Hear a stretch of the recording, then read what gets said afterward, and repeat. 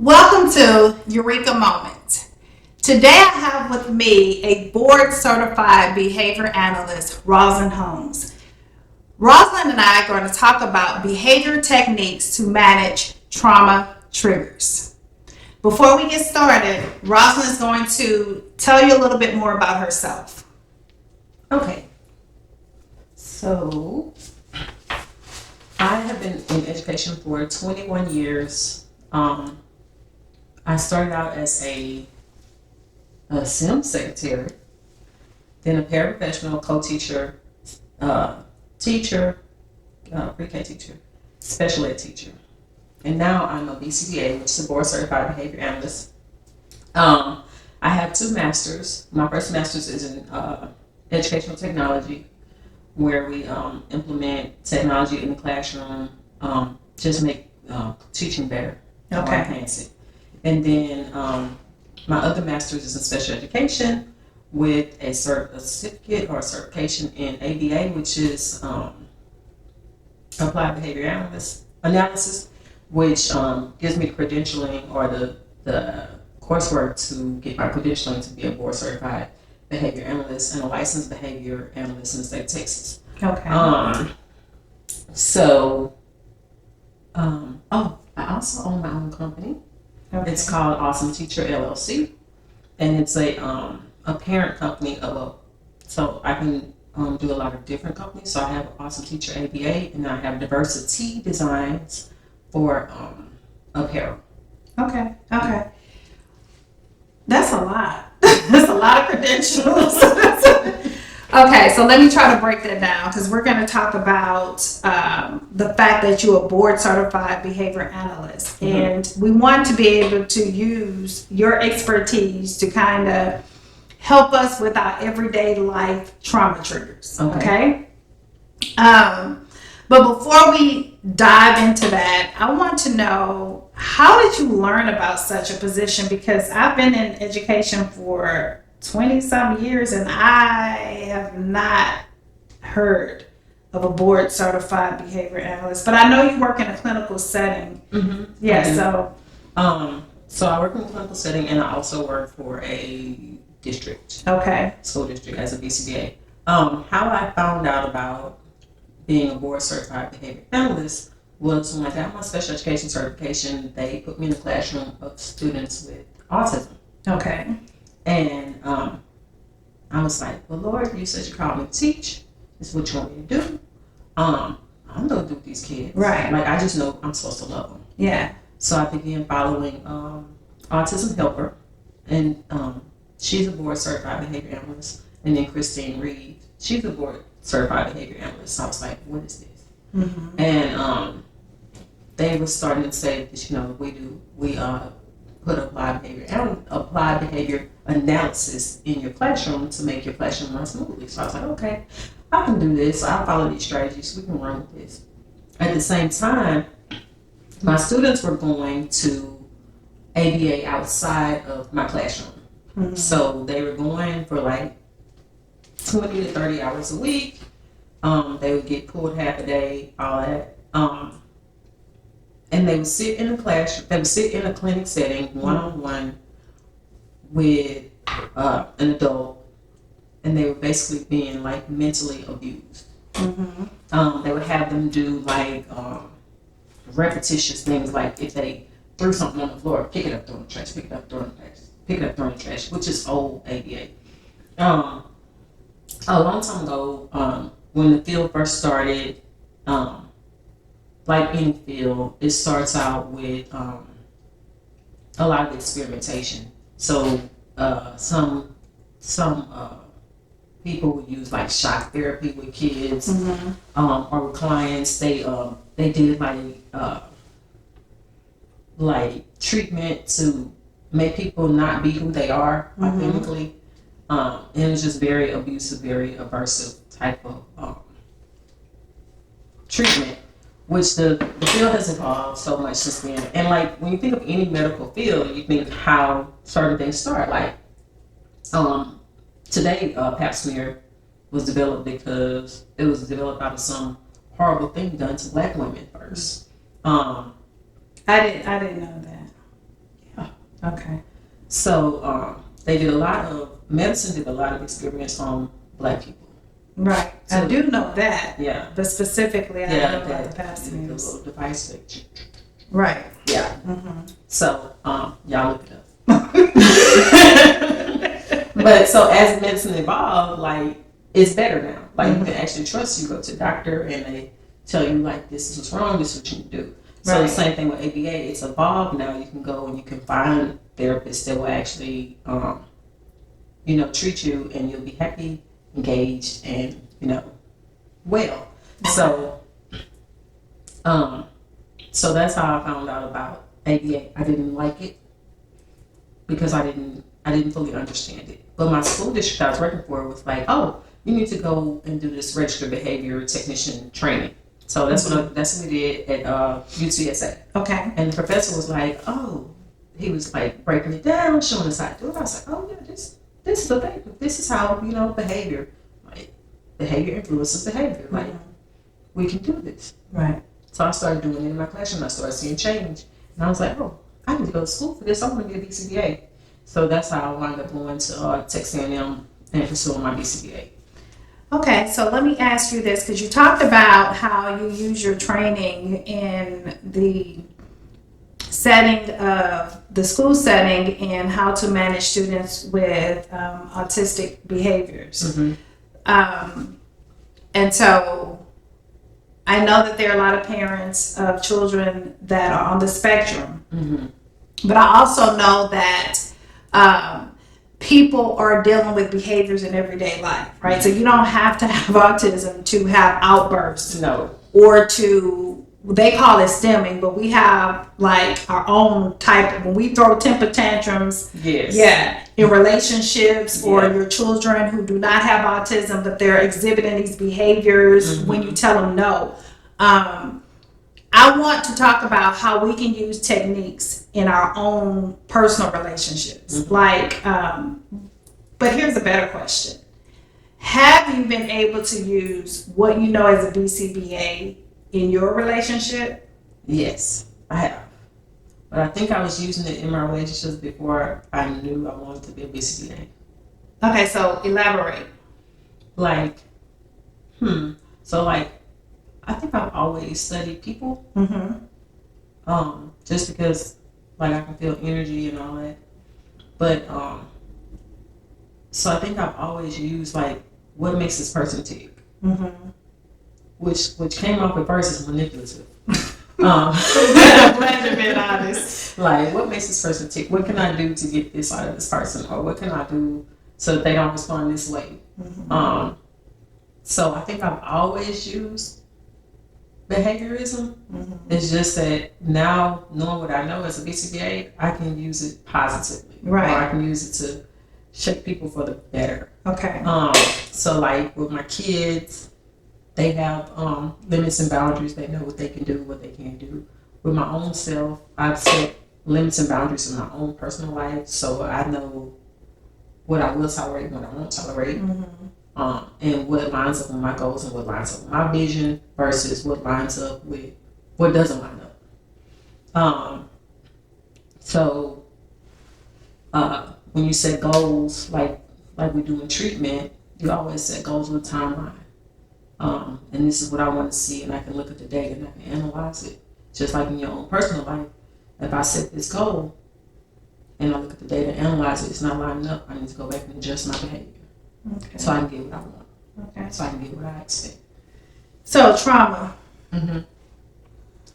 Because a lot of unwanted behaviors come from trauma. We're not talking about people on the spectrum, we're just talking about people in general. Right.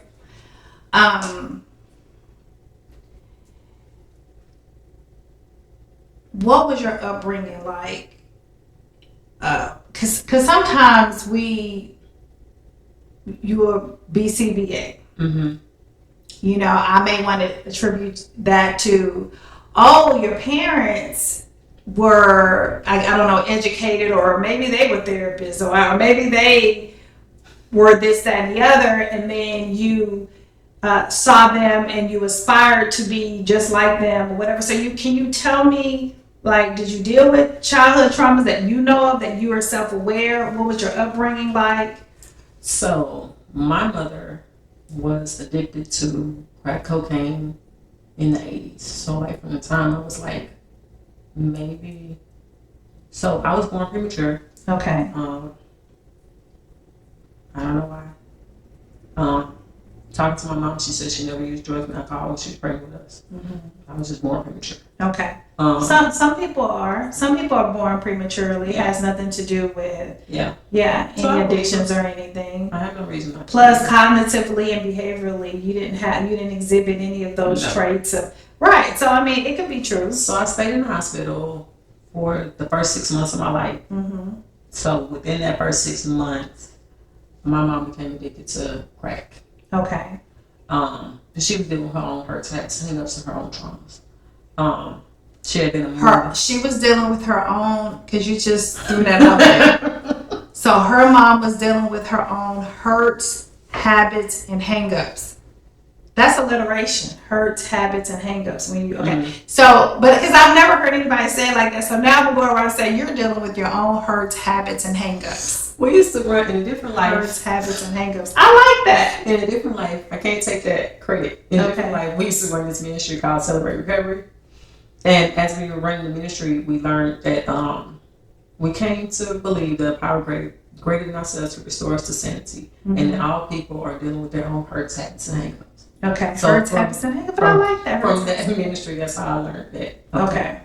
And it kind of stuck with you. It stuck with me. So me. your mom was dealing with her own hurts, habits, and hang-ups. Okay. So she was doing her own thing, and I forgot the question.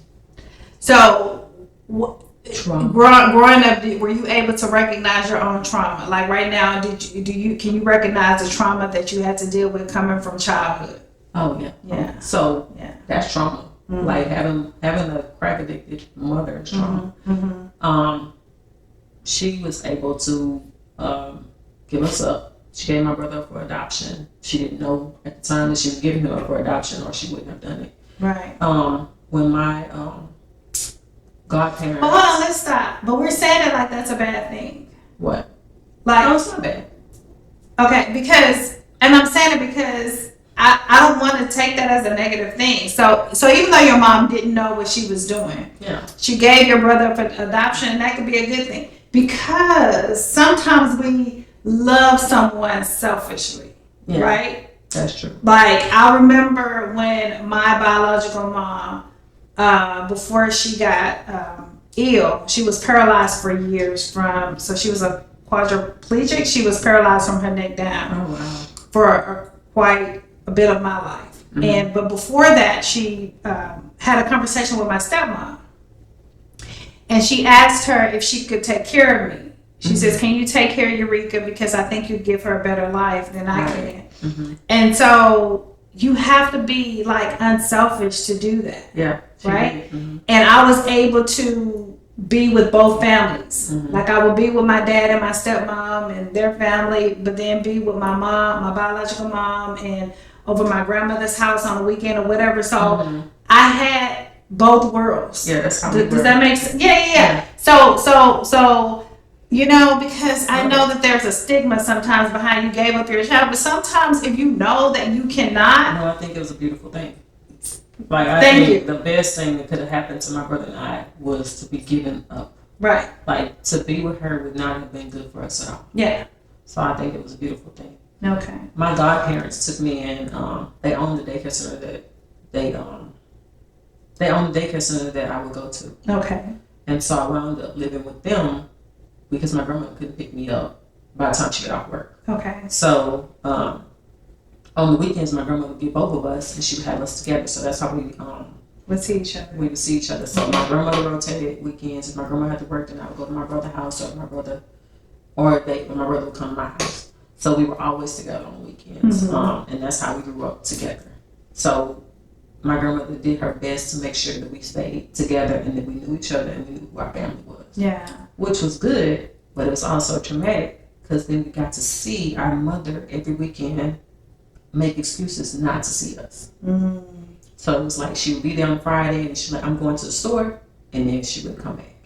Did you internalize that? Yeah. Yeah. And like, for a long time, I was just like, people don't keep their promises. Mm-hmm. Because she would say one thing and never did what she said. So I couldn't believe anybody because that was broken in me. And that was the first relationship you had. So so a lot of people have experienced this. The first relationship you have is with your parents. So what your dad, so daughter and father, daughter and mother, or if it's for you, however that looks for you guys.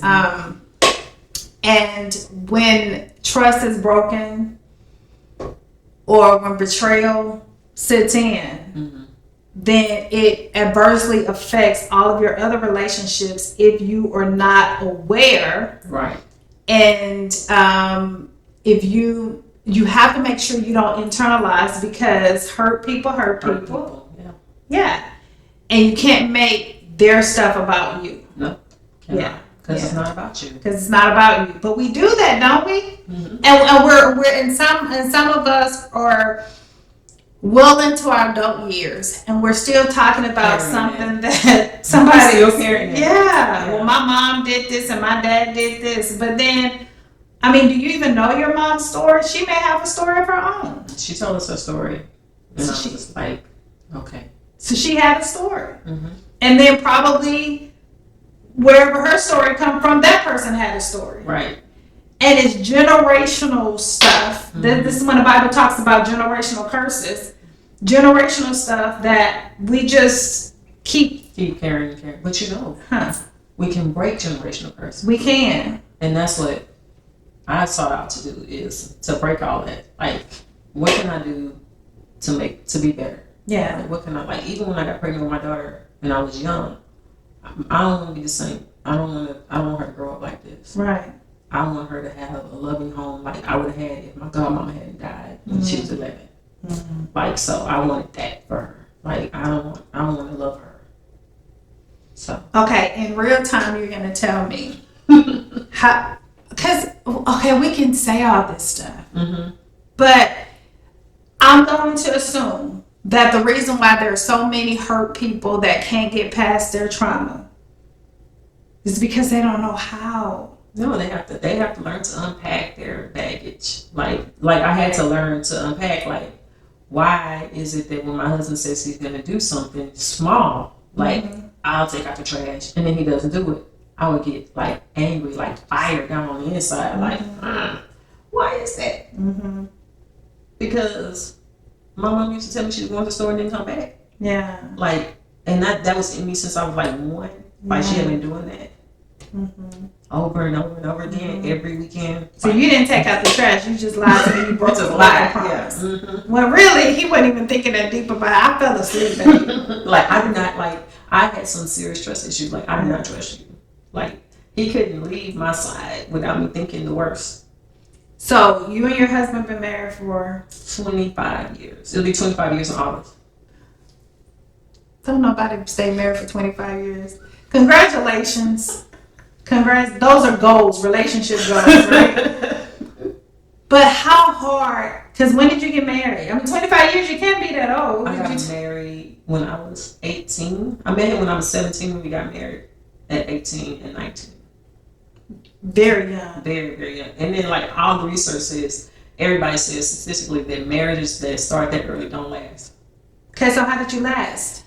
We lasted because we had to learn to grow together. Like, and it didn't happen overnight. It wasn't like something like, oh, I do, now we're going to grow together. No, we were 18 and 19 years old. We were kids. Like, so we had to literally, like, learn. He had to learn who he was. I had to learn who I was. And then at some point, we had to say, okay, we're different people now, but can we make this work? We already had to, like, by the time we were 21 and 22, we already had 2 kids. And I think, like, by the time we were 25 and 26, we had our first house. So we already had a bunch of stuff coming, and it wasn't until like 10 years into the marriage that we were just like, I don't know if I want to be married anymore. Like, you're not the same person. You're not the same. I was like, you're not the same 18-year-old I met, and he was like, you're not the same 17-year-old girl I met.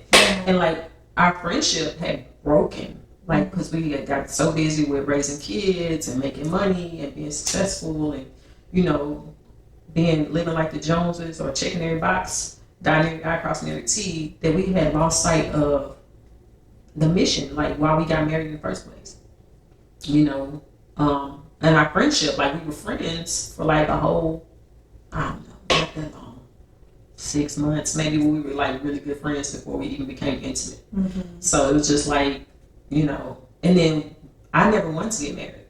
So even the fact that I got married was like, okay, this guy means something to me. Like, yeah. So we had lost sight of all of that.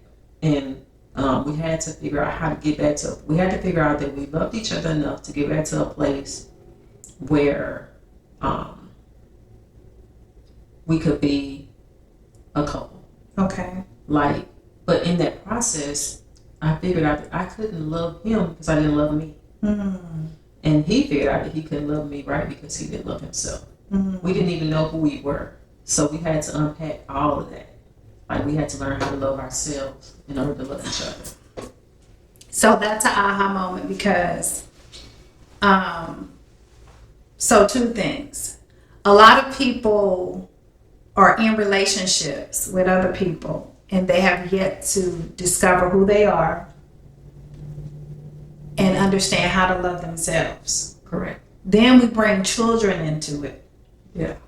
But if I don't love myself properly, I can't properly love my children. No. I can have the best intentions in the world, but the way our children experience our love can adversely affect them if we don't. Yeah, start here. Right. And then it translates in a proper way. Right. Yeah. So, wow. I want to make sure we understand what that looks like. Because I know people are not hurting because they want to hurt. They're hurting because they don't know how to employ techniques for their trauma triggers. Right. So when you say, how do you,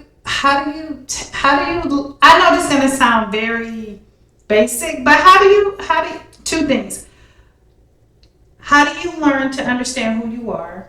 That's not basic at all. And how do you love yourself? That's not basic at all either. Okay. Because you understand who you are by finding out what makes you, what has made you.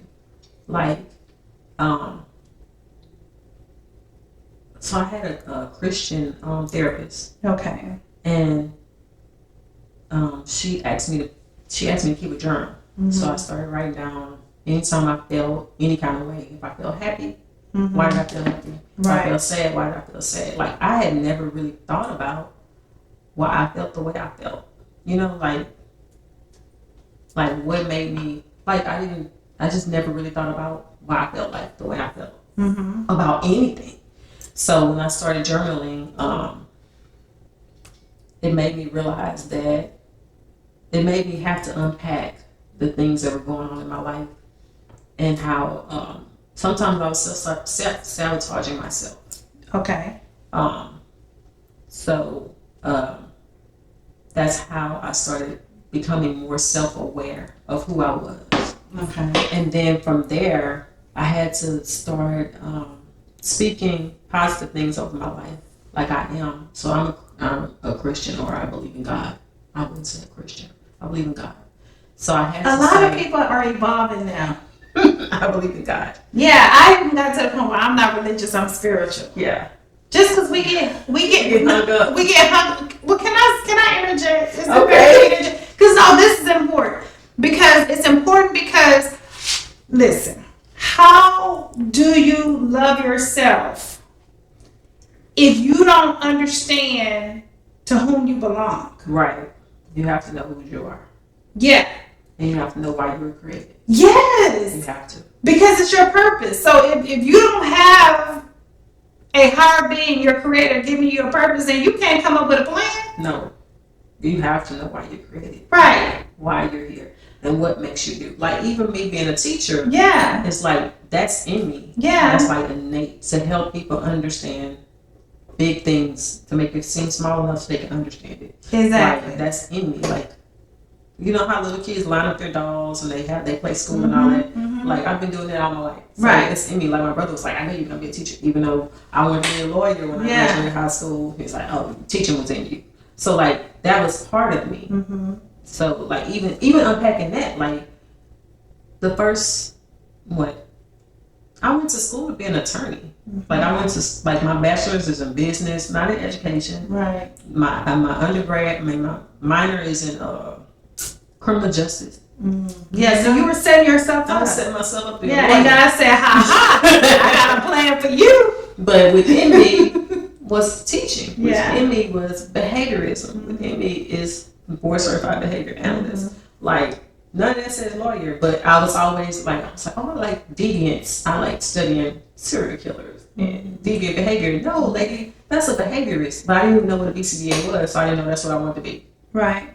So learning myself, that even gave me purpose, like knowing who I was and what I wanted to be, which made me happy. Teachers don't make no money. But I was happy doing it because but teachers are the richest people. yeah, we're So go figure that one out. we among some of the richest people. Yeah, we are.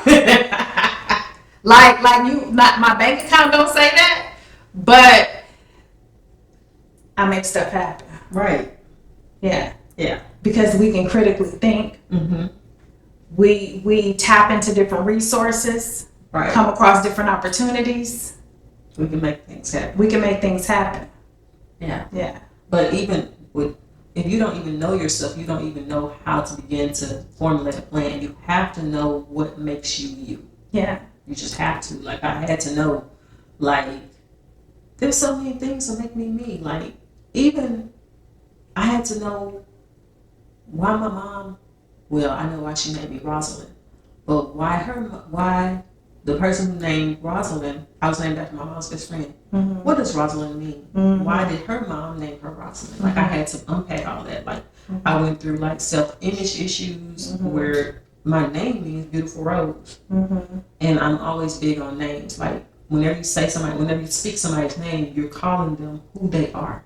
So like my kids, they're gift of God, God's great harmony, divine ruler of the people. Like so when I say Tajane, gift of God. When I say Tedrick or TJ, but I call him TJ. But that divine ruler of people, when I say Taja Lynn, that means harmony, God's great harmony. When I say Tasia, that means gift of God. Like speak it. So when because people, your words have power and it brings life. Yeah. So even knowing like from that, like Rosalyn, okay, beautiful flower, what is that?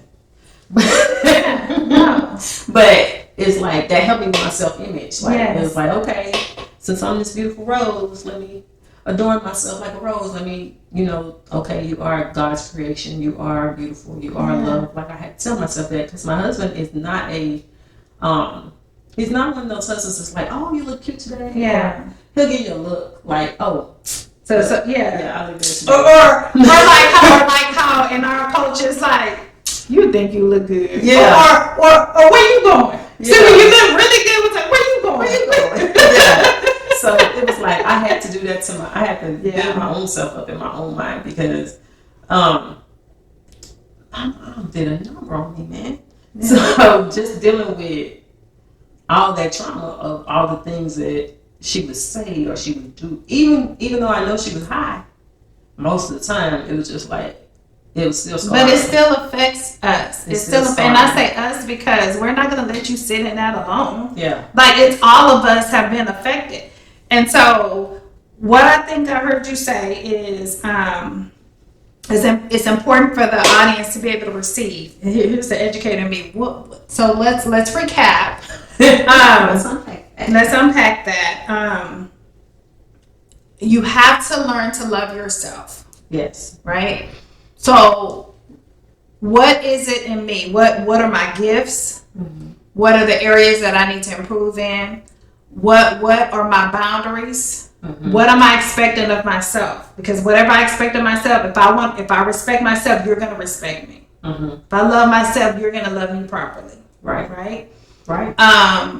But we also need to understand those things that prohibit us So those traumas that we have not called out by name. Right. Right? Right. So we got to label those things because they show up in our life and then we don't know, you know, we don't know that we're exhibiting certain behaviors and that certain things are triggering us. Right? Right. We do know. Go ahead. That many women have been sexually abused by the time they're 18. Did you know? What? Well, let me answer that question. Yes, but I guess I hadn't thought about it to that magnitude. And it's like their fathers, their uncles, their cousins, just trusted people. Yes. Have abused them. Yes. And it's like the worst abuse that you could ever go through. And then you bury that. Or you sit with it, you live with it. But it's in you and you're walking in relationships. And you manifest that in your life every day. Yeah. Because it's buried. Yes. You don't want to deal with it. No. It's shameful, it's scarring, and it's buried. And you don't want to be a victim all over again. Because then people are like, oh, I don't have her around my kid or whatever because she may act out on that. But I was going to say, do you know how many men men have been abused? Yeah. That they're just now talking about it? And some of them still don't even talk about it. And they buried it too. And then so then we come together, hurt on both ends. Ashamed to talk about it. Ashamed to talk about it. Because they're going to be judged, especially if it was a man that did it. Right. Right? Yeah. People are dealing with identity crisis. Yeah. So just call it out. You don't have to call it out publicly. Yeah. But call it out in you. Yeah. Whatever it is. You have to unpack that. You have to unpack it. Yeah. Even if you're writing a letter to your abuser and burning it. Yes. You have to unpack it. Yeah. Like you have to deal with that. Like you have to unpack your trauma. Right. Which is hard. Because it brings me to the question of why a lot of men, especially, even our grandfathers, our daddies, our uncles, they're not vulnerable. They don't express their emotions. All I knew, and I keep saying this, guys, all I knew was that a man was supposed to provide financially. Yeah. Like we didn't even understand that's not really the big thing with provision. No. Like provision is also providing a safe space, providing emotional, mental, spiritual support, providing infrastructure. Like that's what provision is. But the support, but they can't be that for you. And why not? Because there's been some trauma that we never talk about. Yeah. You have to. And women on both ends had to carry the burden. Because we're being traumatized, but yet we have to pick up the emotional pieces for everyone else, and we can't even do it for ourselves. No. You know how on the plane you have to put your own mask on first before you help your kids. Yes. Like that's part of that emotional self-help. Yes. Is you have to do it for yourself first before you can do it for anybody else. Yes. That's true. Yeah. That's true. And sometimes when you do that, if people are not looking through the right lens, they think you're selfish. Yeah. But it's not selfish.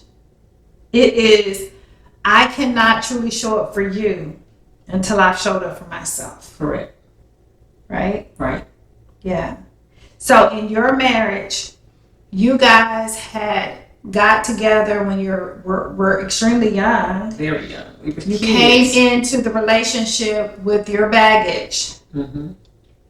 And you basically decided to unpack your baggage with each other. With each other. That is very difficult to do. Yeah. Yeah. So, even now, like, we've been married 25 years, but even now, there's still things we have to unpack. And it's like, okay, I'm here for you. yeah. Like, that's what we have to tell each other. Okay, whatever it is, I'm here for you. So can you see the difference in how your relationship has impacted your children from when you first got together to now? Yes. Because I'm going to assume, but you're going to correct me, that if you were unpacking your baggage, your trauma, early on that may not have been a positive experience for your children. But now that you are self-aware, you have some tools, which we're going to talk about in a minute, because we want to learn the tools so that we can apply them to our own life. But then once you begin to unpack the baggage and apply the tools, then you can see some positive results from that. Can you talk about that? So like the biggest thing was anger. Like my husband and I both were angry. So my kids, because of that, well, my son, he seemed fine, but not really. He just, I don't know, he's different. He's a different kid. My daughter was very guarded, very reserved, because we were so angry. Right. So like, she just learned how to protect herself. So as we began to unpack the baggage, I began to like just be vulnerable with her and just let her know that, you know, I love her no matter what life choices she makes, no matter who she wants to be, no matter what, I'm gonna love her unconditionally. Right. But that was only because I had to unpack. I had to love me to love her. That's right. So my son, I think the relationship between him and his father was kind of messed up because my husband was so hard on him. Like he was hard on him than he was on my daughter. So that relationship had to be repaired. Like my son and my husband are still working on their relationship together because of how hard my husband was on my son and how angry he was with him most of the time. Like my son couldn't get away with anything. And he's not a horrible kid, but he's not, he has a whole bunch of different behaviors, TJ. Like just a whole bunch of like things where it's like, oh, your executive function is not quite right. So people experience ADHD. Hold on, executive functioning. You can't like just their go back ability to plan and organize things. your Right. thoughts, yeah. Isn't that in the frontal lobe? So that's not even developed. Yeah. I mean, like that develops when what, you're 26 or something, Well, depending we on. start working on it with kids when they're young. Like that's why. But can I have a delay in that development, especially Yes. if okay? And especially him because he has ADHD. Human growth and development. So a lot of people that's what that is. have ADHD, right? Right. It's genetic. There's genetic links to ADHD. Okay. So I didn't know that it was genetic. there's a genetic link to ADHD. Okay, so let's just say, going with you because you're the expert in this behavior stuff. So it could be genetic. It's genetic. I'm gonna go with you. It could be genetic, but then also there are environmental factors. Right. So children who are in unstable environments, who are in homes that violence and things of that nature exhibit anxiety, depression, and signs of ADHD. Yeah. So we probably exacerbated it, but he was always hype. He was always a hype kid. And what it manifests into is anxiety and depression. So I was like, hey, I told my husband, like, hey, we need to, like by then I was able to tell him, like, hey, do you see what you're doing to your son? Like, you need to unpack this. And he was like, oh, I see. Like, because by then we were able to call things out in each other. But we see, like, hey, you need to fix this. Right. So he was able to see, like, oh, okay, I see I messed up. So then he was able to be vulnerable with his own son, which is very hard for a man. Yeah. But so important. And important. So they had to work it out. But I was like, hey, you see this kid is doing. Because if he's not vulnerable with his son, then his son is going to grow up and not be able to be vulnerable probably with his son or his wife. Right. Currently, my son says he's not getting married or having kids. Oh, okay. Okay. Neither one of them want to get married or have kids. Yeah. Go figure. Yeah. So what I heard was, so we believe that you have to understand what your purpose is. Okay. So I have a purpose. Ms. Holmes has a purpose. You guys have a purpose. Your purpose comes from your creator, the God that created you. From your purpose, you have to devise a plan. Right. But then while you're devising a plan, you have to discover who you are. Right. So you have to understand what you like, what you don't like, what your boundaries are, your expectations. Right. You also have to love yourself, right? So if you feel like you're not enough, whether it be, physically you think you're not attractive enough, like, because we don't, Like, seriously, people care about how they look. They do. You know what I mean? Yeah. If you ever dress up and make yourself up and do your hair, you just feel beautiful, right? And it radiates. So that is important. If you're not where you think you need to be and you have a hard time feeling beautiful, feeling empowered, you have to start manifesting that. Right? Because first of all, beauty is subjective. Correct. You know? So you have to think that you are. And if you do not, you have to unpack why you don't think so. Why you don't think so. What has happened in your life that causes you to feel that you're not beautiful enough, that you're not sufficient enough, Right. that you're not worthy enough, right? When you are in toxic relationships, it's because you are allowing yourself to be in this relationship. Maybe you feel like this is the only relationship that you can... That you're worthy of. That you're worthy of. And I'm going to tell you another one. Because, see, you've been married for 25 years. I am divorced.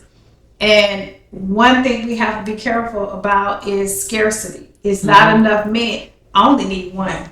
I only need one. True. I only need one. Right. So, listen. I'm going to gamble on me. Right. I'm gonna bet on me. I'm gonna bet that I can find that one person for me. And what I will say is, for women who are in relationships with a husband and their husband is not valuing who they are, they don't have to stay. You don't have. Like, I didn't stay with my husband because I would not have stayed with my husband if he continued to devalue who I was. Once I found out who I was and what I was worth, my boundaries went up. I'm like, this is what I expect. These are my expectations. You're preaching. Then this is what are your expectations? So let me say this. Society have you to believe that if your marriage does not work, you're a failure. No. Some of y'all failing in your marriages. Correct. Yeah. You in there because you are afraid to stand for what you believe. You are afraid to create boundaries because that man's gonna walk out that door. Probably already halfway gone anyway. Yeah. Let's just be real about it, because people cheating all around the world, especially in Houston. Yeah. I don't know why I heard somebody say everybody date everybody in Houston. So you afraid. Yeah. Right? Are you afraid of how am I gonna pay for this, pay for that? Yeah. So the Holy Spirit told me, hey, I'm Jehovah Jireh. Right. I am your provider. Right. You understand what I'm saying? And I totally believe that, because my coins, my paychecks do not add up to what I'm able to do or to pay for. Right. But I'm trusting God. Right? I'm trusting God that He will be able to provide what I will not do, which I had done for years. But one day I woke up. I woke up and I said, this is the last day. Right. This is the last day. Because I love me. I'm choosing me. Mm-hmm. Right? You will not devalue me as a woman. I am beautiful. I am worthy. I am valuable. I deserve to be loved. Because God said I was. And just because, listen, and I've been doing some things to work on me, and it started to radiate. Mm-hmm. Right? And I start to believe those things, right? And I have been married for a long time. I have been married over a decade. But here's the thing. I was not thriving. I was surviving. Mm-hmm. And to have to struggle and survive is a lot. Because when you betray yourself as a person, you know it. Yeah. You know it. It eats you up. You do not feel good about that. Nope. Right? But the day I said I'm done, it was like I just started walking around my house like weight had been lifted. Yeah. And again, I guess the dating world is not how it used to be. But I will not be deterred by scarcity. Right. It may not be a lot of good men, as people say. I'm just saying what people say. I don't necessarily believe that. I only need one. I'm one woman that need one man. It gotta be one man out there. One. Yeah. One. Right? Mm-hmm. But while I am in my season, I refuse to be with somebody just to say that I'm with somebody. Right. Yeah. Because you don't have to be. Because you don't have to be. Like when you learn to love yourself, you actually like yourself. You like yourself. I like being with myself too. You like being with yourself. Yeah. But like I had been married since I was 18. I had been with my husband since I was 17. I didn't even know who I was. Yeah. So a lot of times when you get married early, you get hooked up in relationships, you don't know who you are. But the difference between you and the majority of us is that, because see, we had decided to go to counseling, but only one of us was really participating and taking it seriously. Right. I had even, because I'm the type of person, whatever I want in my life, I'm going to serve other people in that capacity, right? Mm-hmm. Because it's like what you reap, you sow. Right. Right? And so, or is it what you sow, you reap? Did I get that backwards? You reap what you sow. You reap what you sow. I said it right the first time. I said it right the first time. So I believe that. So I had a marriage group. Because I wanted my marriage to work and I wanted other couples around me. Like, I'm always rooting for people. In fact, one of my closest friends, we had already filed for divorce, and one of my closest friends was going through something. She was wanting to leave her husband. And I was like, no, you're not going to leave your husband, because based on what you told me, he has not violated you. He has not betrayed you. Y'all have a differences of opinion and perspective. Right. I said, so y'all can work that out. And plus, I'm friends with her husband, so I know his heart. So I went and talked to him too. Oh, first I asked permission. Can I go talk to your husband? She was like, yeah. So I said, look, husband, you going to work this out and this, that, and the other. That night, they came together. And they're roaring and going strong. Right. They're on actually a family trip as we speak. That's nice. And she said later on, when she found out that I had filed, me and my ex had filed for divorce and everything, she was baffled. She said, here it is, you're like literally losing your marriage. Mm-hmm. And instead of you jumping on the bandwagon and say, girl, let him go, this, that, and you fought for our marriage. Right. It's because, listen, I wholeheartedly believe that I don't have to take nothing away from you. Yeah, you don't have to let nothing. And that would be toxic if you didn't. But culturally, let's be real. Culturally, we do that sometimes. Yeah. I don't want to see you succeed. Right. Because I'm worried about me succeeding. And that's the thing too. Like if you start thinking like I want everybody to win. Yes. Like just think like that. Like why do you want people not to win? Because people are toxic. I know, but where does that stem from? Trauma. Right. So no, I want you to win because I know I want to win. Yeah. And if I got a cause, to help you win, I'm gonna help you win. Right. You know, I have some people in my work environment that I consider friends. We don't talk all the time or anything like that.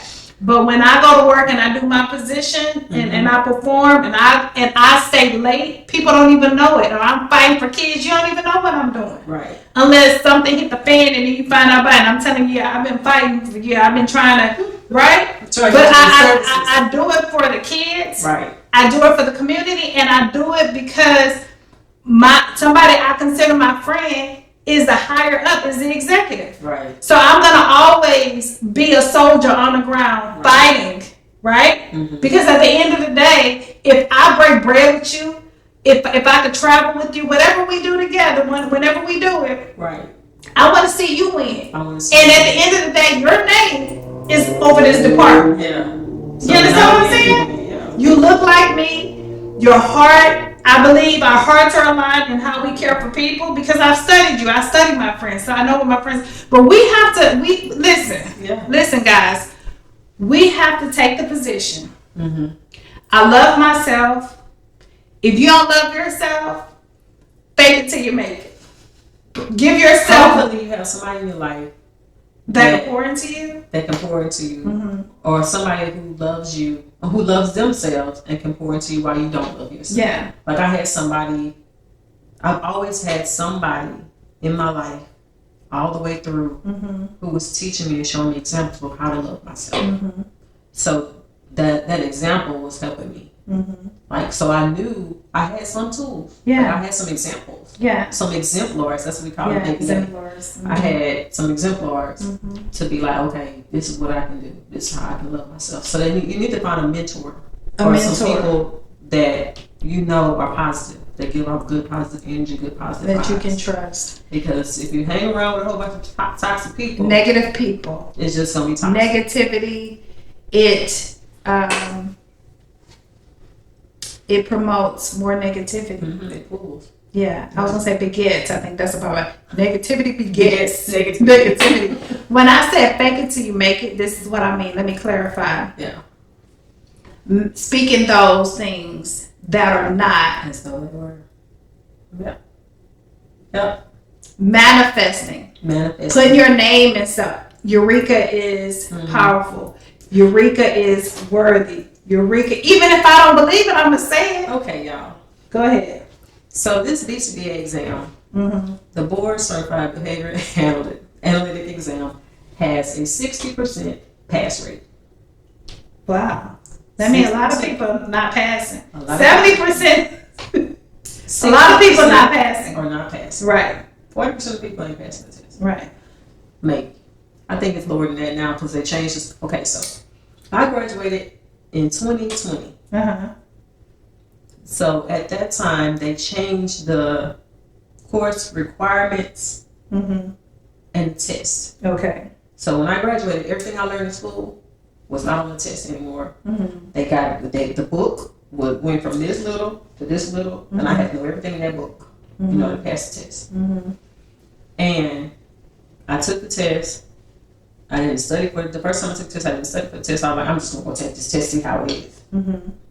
$300 gone because I didn't pass it. Because you didn't pass it. No. But you thought you was smarter than the 40% of people. So I was like, oh man, I need to study. Right. So I studied. And then I took the test again, and I failed it by 2 points. Don't you hate that? God, it's just my 2 points. I give up. Yeah. I ain't gonna take it no more.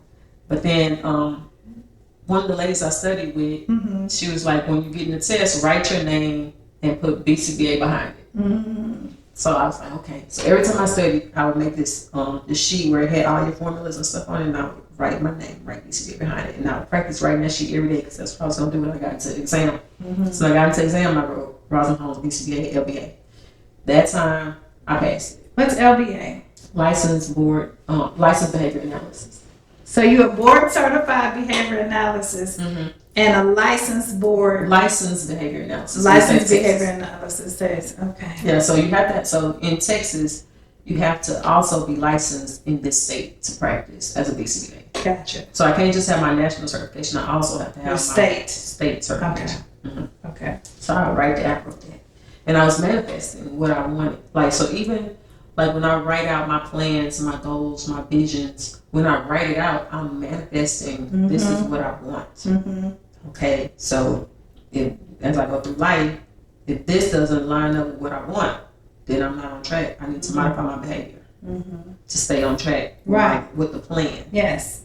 Like, so if I deviate to the left or to the right, I got to get back on track because, and this is behavior self-management. This is how you manage your behavior. Because sometimes you go through life and you don't have anybody.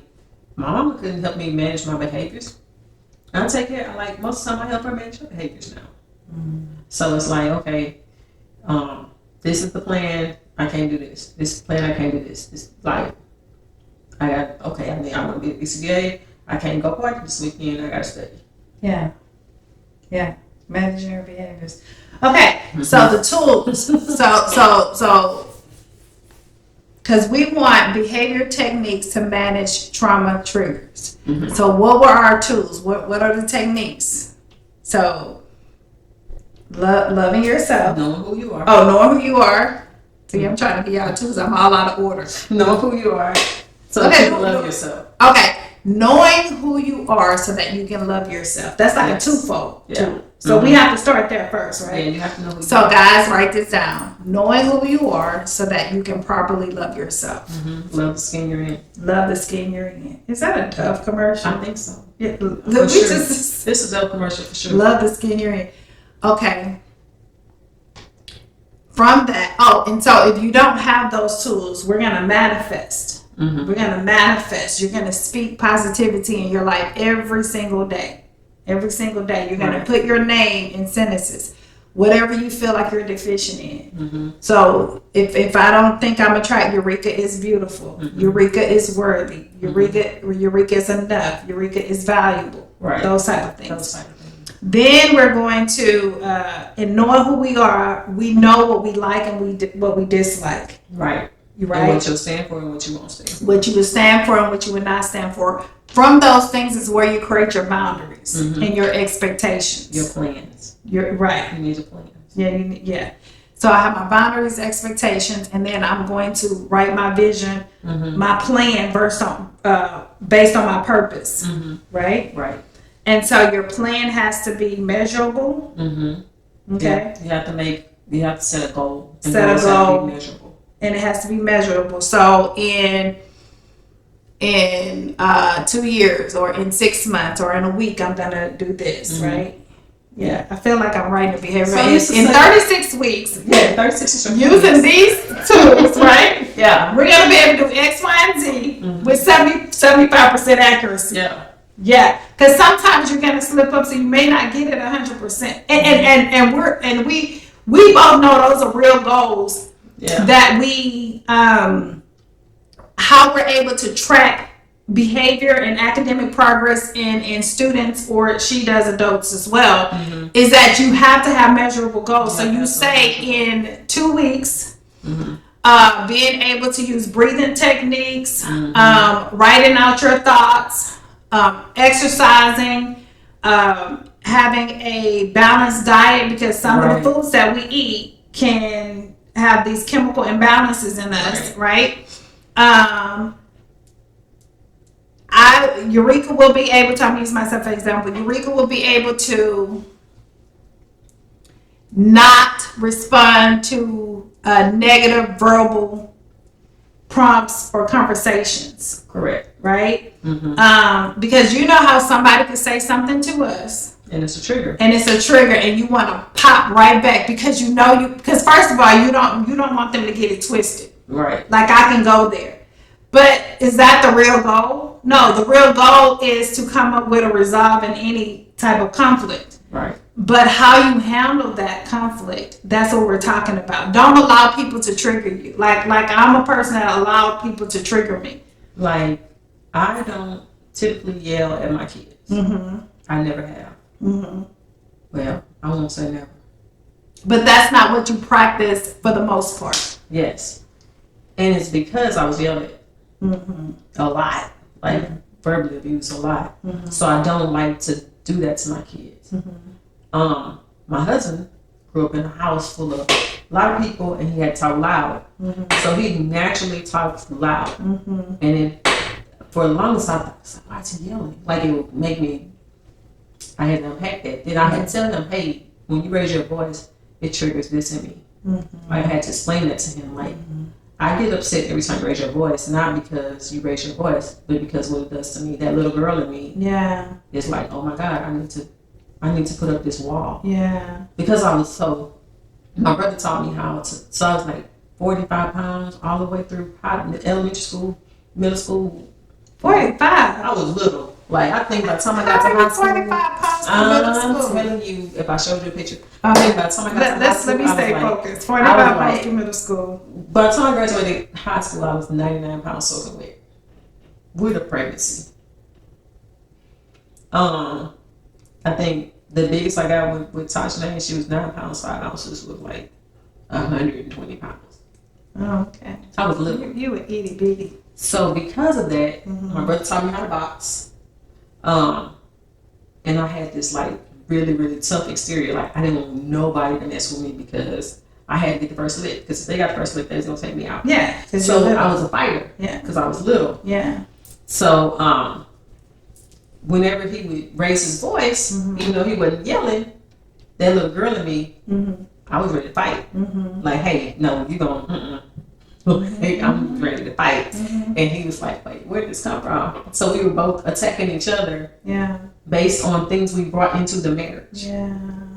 So how many times do we attack other people based on our baggage? Yeah. Like, even in a work environment, if somebody, I can go around feeling like that every time somebody talk loud. Yeah. Like, some people we work with, just, especially men, talk loud. Project their voices. Mhm. Yeah. So then it's like every time somebody raises their voice, or if I'm in a meeting and a parent is angry, I'm like this now. No, I have to deal with that. I gotta unpack that. I gotta figure out what's causing that, and then what can I do when somebody raises their voice. Yeah. So like scripture says that we don't wrestle with flesh and blood. We wrestle with spirits and principalities. Mm-hmm. And so the spirits and principalities is that baggage. Mm-hmm. Yep. It's those things that have taught us, have overtaken our thoughts. Yeah. And then the perception is this is what's going on. That's why scripture says you have to be transformed in the spirit of your mind daily. Yeah. And you do that by those positive affirmations. By those positive affirmations. Daily, you have to speak over your life what the higher power says you are. Mm-hmm. I am who God says I am. Mm-hmm. I can do the things that God says I can do. Yes. I can be who He says I can be. Yeah. Like those things are important. Like I am chosen. I am called. Yeah, that's true. Like we can prophesy over our own self. That's right. So although Ms. Rosalyn Holmes is a board certified behavior analyst and she works in a clinical setting, and she can, and she eventually will open up a school. Yes. We put that out in the atmosphere. She will open up a school to help students with different behavioral concerns, including those students that are on the spectrum. Mm-hmm. The techniques that she has shared with us are techniques that are relational. Right. So that we can work on our behaviors and we can help get past our trauma triggers just by utilizing the tools that she has unpacked for us. So as we close, for those of you that are like me, I'll be in church and I'm like, no, what did he say again? We're going to briefly go through those again. So it is, we first need to, I guess it's a twofold, love ourselves and understand who we are. Yes. Based on loving ourselves, knowing who we are, we're going to create boundaries and expectations. Yes. We're going to devise a plan for our life in several areas. Devise a plan to continue to move forward mentally, emotionally, physically, spiritually, and financially. So financially is whatever business or things of that nature. So the 5 areas in our life. Right. Our plan is going to be according to our purpose. Right. And we're going to write them out and they're going to be measurable. So our plan is going to be measurable and it's going to have a time frame. Yes, you got to put a time frame on it. You got to put a time frame on it because you don't want to work on the same goal for 100 years. And to understand that, well, you can work on the same goal for 100 years, but if you don't see growth, then you can discontinue it. But if you see growth, you just keep it going. Okay, thank you. So if you're working on your plan for 100 years and you don't see growth by so many, give yourself a time frame. You might discontinue that goal and rewrite that goal. Right. Right. So that you can accomplish it. Right. Okay. And once you come up with your plan and it is, you have a time frame and it's measurable, understand that you may have to detour. Yes. Right? But don't take that as a negative. No. Take that as that there is some more time that we need to develop in this area. There are some people that need to come. That you need to meet. That need to come in our path to kind of help us and provide new experiences and things of that nature. Because timing is everything in life. Timing is everything. And so I hope that something was said in this podcast today that will help you propel forward in your life, that will help you manage trauma triggers that you may have, something that will help all of us get a little closer to the plan that God has for our life, because that's what it's all about. That's what it's about. Yeah. I appreciate your time. I appreciate your time. Thank you guys. Until the next time, have a great day.